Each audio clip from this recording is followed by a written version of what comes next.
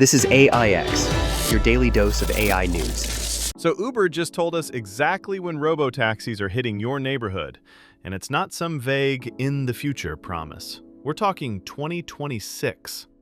Lucid is building the cars, Nuro is handling the self-driving brain, Uber is providing the network. Three massive companies just locked hands and said, yeah, we're doing this. Next year. But honestly, the robotaxi isn't even the wildest part of what's happening right now.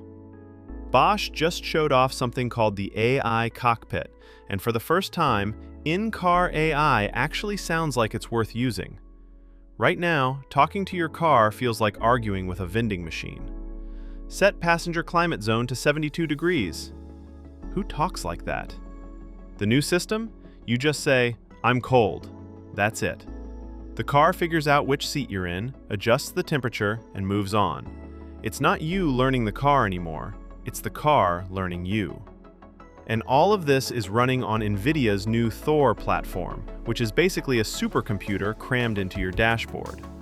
Now multiply that intelligence by 1,000 and strap it to an 18-wheeler. That's what PlusAI is doing right now with autonomous trucking, and they're calling it the biggest innovation since the diesel engine. These systems are running millions of simulations on crash scenarios that haven't even happened in the real world yet, training these rigs to react to danger before they ever touch a real highway. And here's what nobody is really talking about: the transition. For the next several years, you're going to be driving your regular car, manually, right next to a Lucid robotaxi with no driver, right next to a fully autonomous semi-truck hauling freight at highway speed, all sharing the same lane.